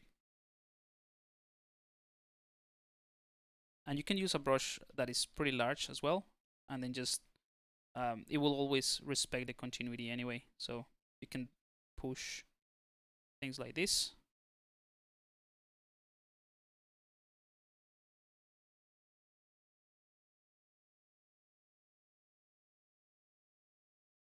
But anyway, I'm not gonna spend too much time on this one just because it will take it's still a very manual process. So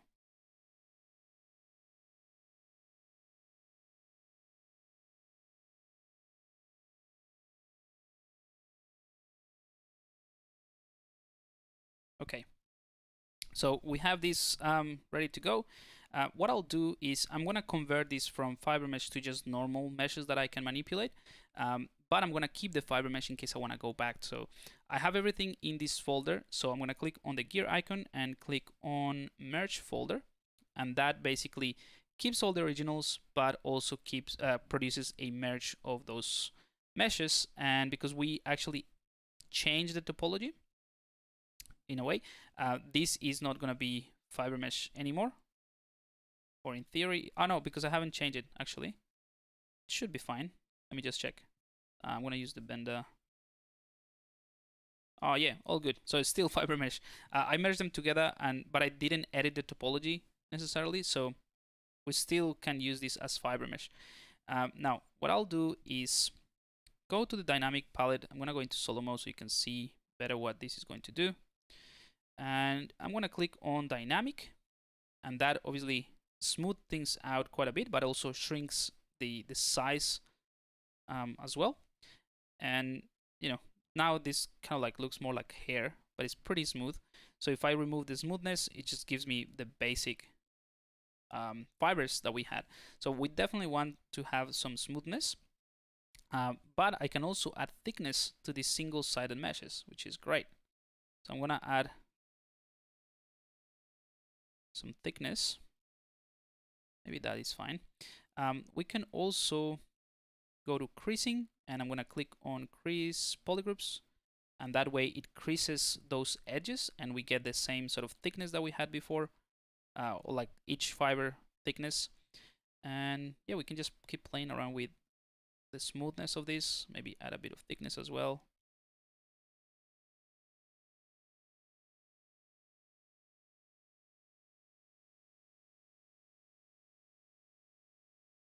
In fact, I want to show you something else. I was just thinking about it. So I'm going to remove this smoothness altogether, and I'm just going to concentrate on adding thickness. So just to add a bit of thickness, right? Now, because I have the creasing on, if I were to just subdivide this with, with the smoothness, it will maintain the thickness, but the edge is quite sharp, right? Doesn't look like as organic. So I'm gonna do it twice. I'm gonna remove the smoothness. So right now, this dynamic subdivision, all it's doing is adding thickness. And I can, remove this. I can click on crease all. It's not gonna make any difference because that's only when you start subdividing things, right? So this dynamic is only giving me the thickness. I'm gonna click apply, and then I'm gonna click on dynamic again, but this time I'm gonna reduce the thickness and I'm gonna add the smoothness. And now we have this nicer looking set of straws or hay that has thickness. So if we were to render this as well, it would look fine. And now, because we changed it, the geometry, this is now going to be a normal mesh. So I'm going to use the move topological with AccuCurve just to do a tiny bit of refinement, just keeping in mind that whatever I do now, with whatever refinement I do to this mesh, it is just like manipulating any other mesh. It doesn't have the fiber mesh properties any longer.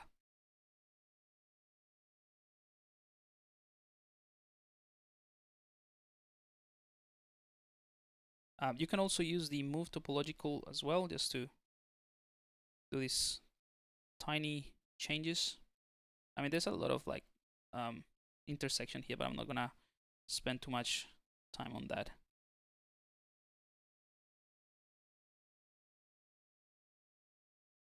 All right. Let's go ahead and go back to this guy here. I'm going to turn off symmetry, and I'm going to use the move topological with, sorry, the move brush with EcuCurve, and I'm just going to add a bit of asymmetry as well, just to make this look a bit more interesting.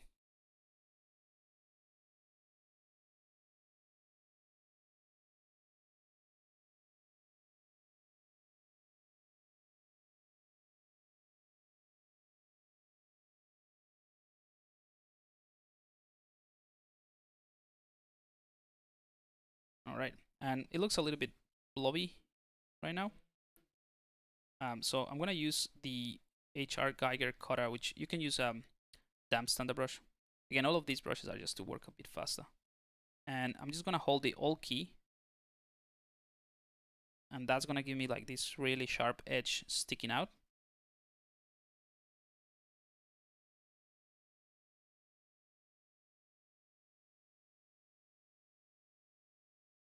And then I can just go ahead and smooth that, just to get a, you know, like a sharper edge in there. But you know, I can also use the normal effect to push it in and then add an extra layer of whatever. And I think that works fine. Maybe we can do the same thing for this area right here.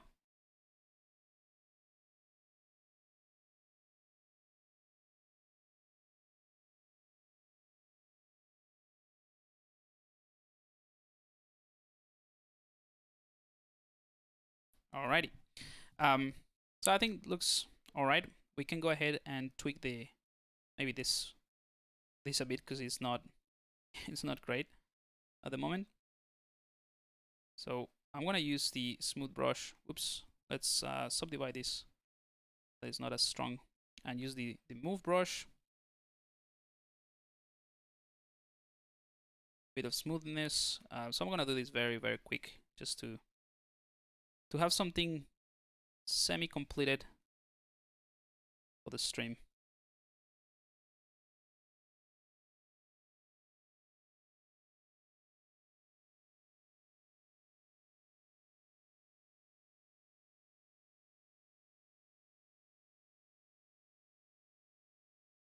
All right, I'm gonna remesh this, just to get a better distribution, because this one was actually just a cylinder that we stretched out. So yep, much better. I'm gonna use the inflate brush just to give it some thickness here towards the bottom, just pressing slightly to do this, to do the thickness a bit more gradual.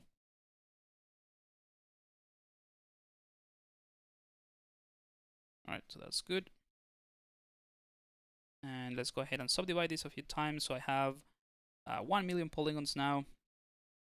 And I'm gonna go ahead and add some kind of like main cuts to, you know, accentuate that this is actually a piece of wood.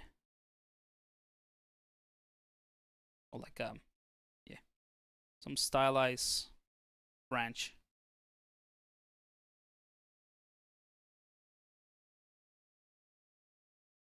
And then we can add some details quickly as well.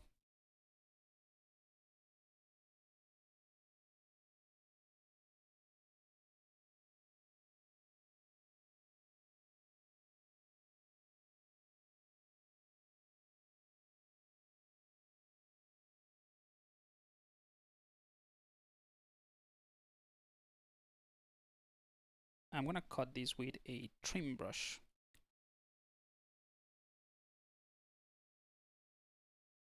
That's there, and another one here.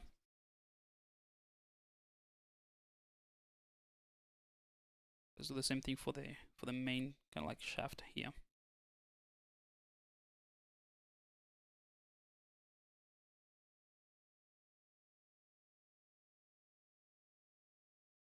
All right, and I'm gonna use a custom brush just for the sake of wrapping this up before the end of the stream. So I'm gonna use a rock brush that I usually use for this type of stuff. That it works quite well.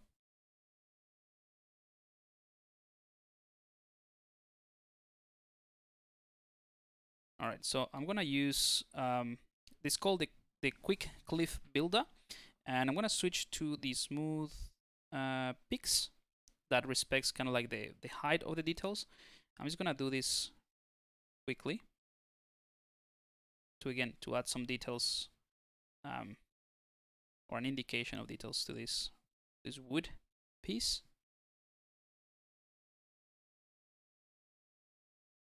And I'm just gonna concentrate on the visible parts anyway. So I use this brush. I mean, it's a brush that I built for creating rocks and cliffs and organic matter. But it's also quite good to generate kind of like bark, that sort of stuff. So it is handy for this one.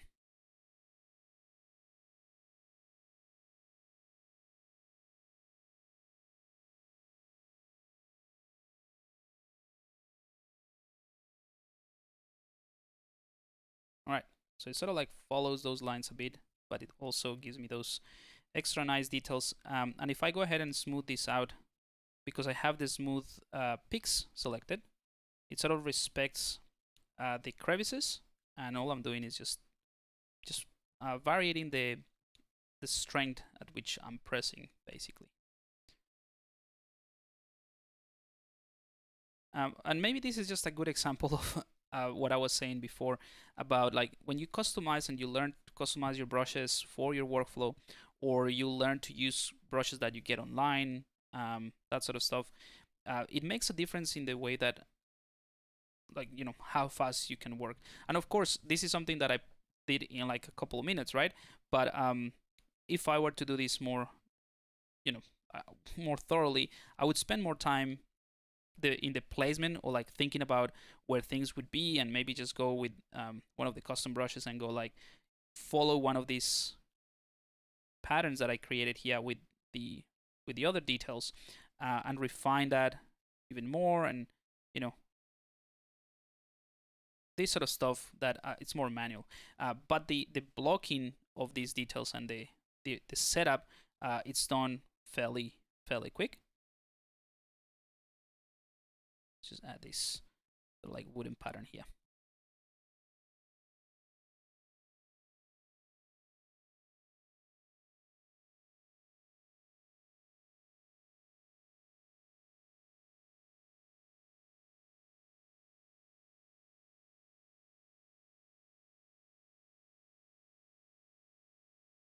All right, so hopefully that makes sense.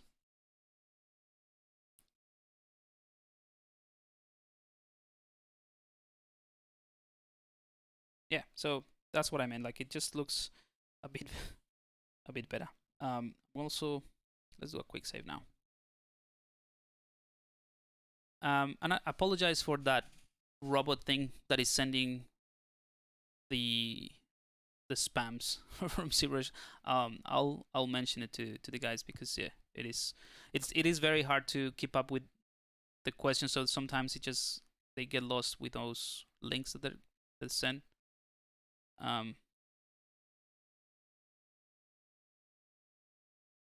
Let me just flatten this,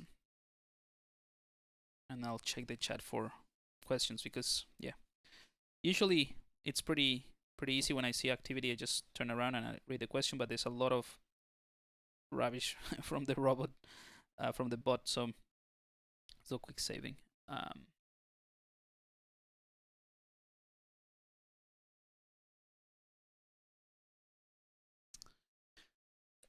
Questions.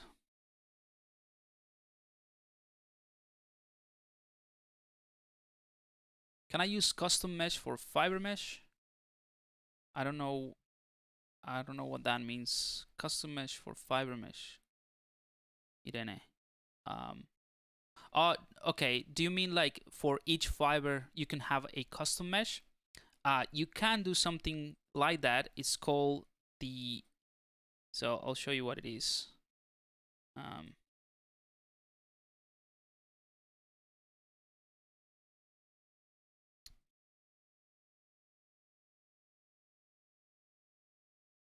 Yeah. I mean, I'll have to do it another one, but yes, you can it's not gonna be a mesh. That's the only thing. You can do that. It's called micro poly.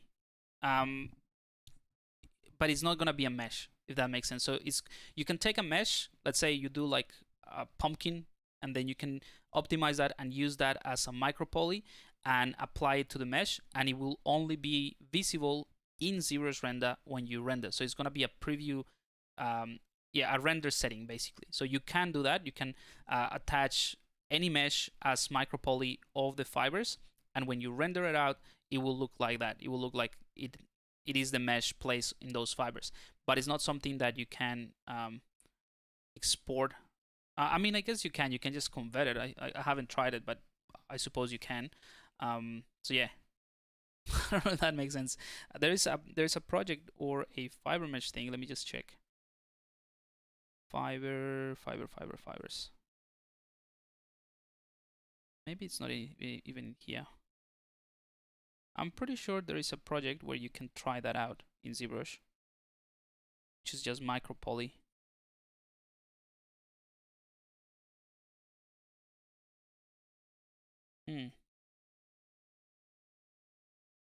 All right. Yeah, I don't know where it is. I'll have a look because it needs a bit more setup, but I'm happy to do it in the next extra mile live session. Just make sure that you put it in the yeah, just put it in the community, and I'll include that in the next extra mile session for you guys.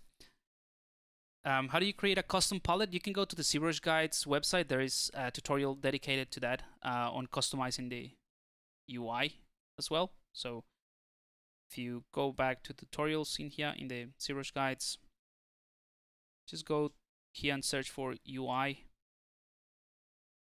and here creating custom UI that works. So this is a tutorial that covers all of that, just in general how to change and optimize and customize your UI, but it also covers how to create like custom palettes. All of this is just a quick summary, so I'll put a link in here if you wanna check it out as well. And yeah, let's see. Really cool character. Cool, thank you, glad you like it. Polypaint the sculpt. I might. I mean, we have like 5 minutes left. Let's just do that like in a super quick way. Let's polypaint this guy quickly.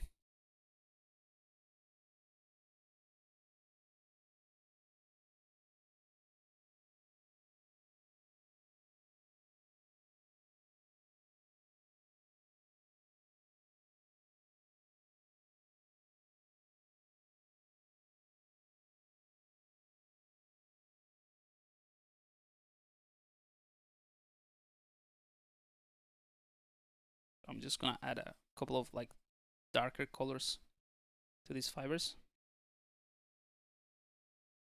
But I think the color in general of these fibers is fine. Maybe a bit more saturation towards some areas. Yep. And then let's take this piece. It's gonna be some kind of wood. Fill that.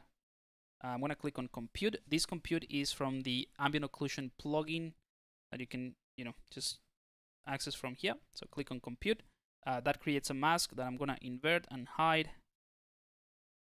and then just like add a bit of darker colors towards those ambient occlusion areas.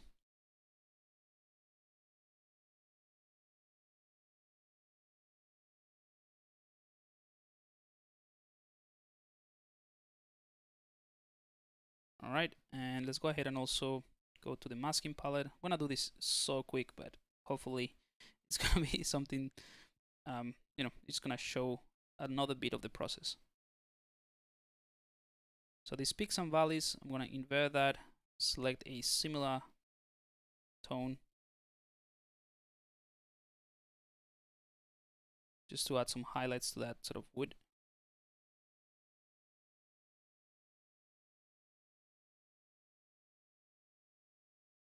But I'm gonna try to keep everything pretty dark, in line with the theme, even though it's a stylized version. All right, so for the hands that we didn't get to play around much with, I'm just gonna fill in with a color, like a wood color type of thing. or it could even actually be some kind of like bone stuff.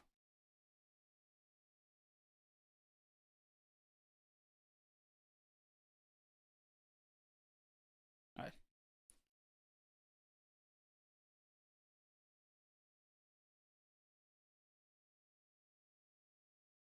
Something like that is not too bad. Let's select the face, and I think the face would be around the same sort of tones. Just fill it with white and then compute, invert, hide the mask, and then use darker tone just to accentuate all of this.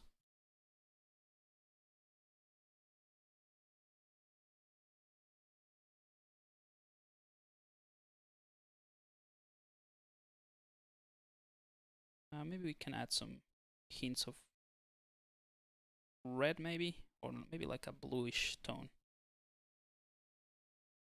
around the eyes. I don't know, I'm just winging it, not sure.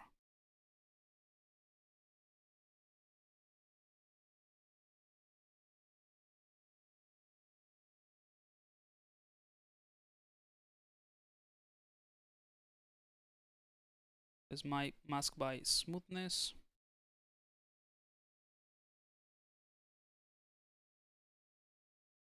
And then I'm gonna use a lighter color here just to add some highlights.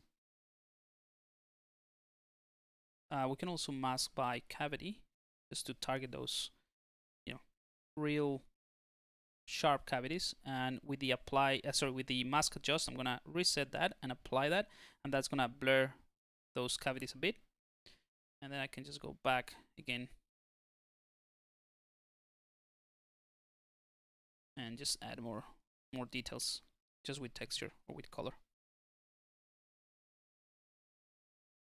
All right, and for the body, let's go with that color, maybe just a gray tone. I'm gonna compute as well. I usually do that just to get started with a palette that works.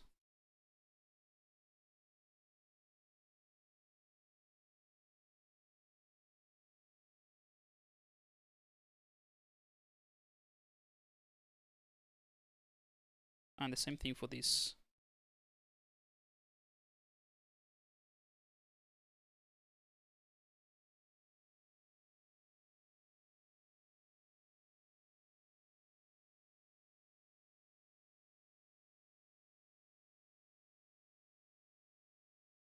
All right, it's not too bad. For the straps, I think we're gonna go for some dark leather as well. And for some reason, oh, I have them all separate as well. So let's merge the folder together.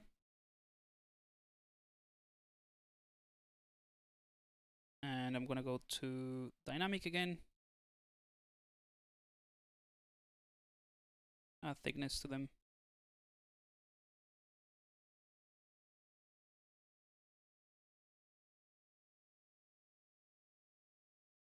All right, apply dynamic, maybe one more subdivision. Fill object, compute, invert, hide the mask, and then just some details of colors, and I think that's about it. Maybe, yeah, just variate those straps of leather yeah,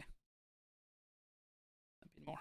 All right, we could also select this guy here, the body or the jacket, whatever, right? And we can also use the masking by cavity. Again, go to the adjust mask, reset, maybe tweak the curve here, apply a couple times, inverse, and then just target those seams so that they're a little bit more prominent. And maybe that's about it. Maybe we can add a bit of dust or dirt or something like that towards the bottom, just with a lighter color. And yeah, I think we are done. I mean, I rushed through the last bit, but I reckon, you know, it kind of like works. We could spend more time just refining a few more things, you know, adding more details to the straps, which in this case, you know, we could also add surface, just add a bit of surface noise, no color. Click OK, so that at least we have some kind of like indication of that leather in there. And if we wanted to, we could do the same thing with this, but yeah, I think it's fine. So yeah, hopefully you liked this this whole process, which I think it shows a few different techniques. I would like to spend more time with the hands and that sort of thing, but I might be able to just do a quick render later on and share it around. So yeah, that's about it, and I will see you in a couple weeks with another ZBrush Live. In a couple weeks, I think we are. So yeah, Halloween is over. So happy Halloween for those in America. So in Thursday next week. So the next stream will be on the 1st of, well, my first or the 31st for you guys. So it will be right on Halloween. So we might kind of squeeze in another, you know, Halloween creature or something like that. Awesome. Alrighty, so I'll leave it here, guys, and I will see you in a couple weeks. And for those of you that are in the Discord and in the Extra Mile, just keep an eye on it. We're gonna do some other stuff as well, this in the coming week probably. And I'll see you there in the course. Have a good one.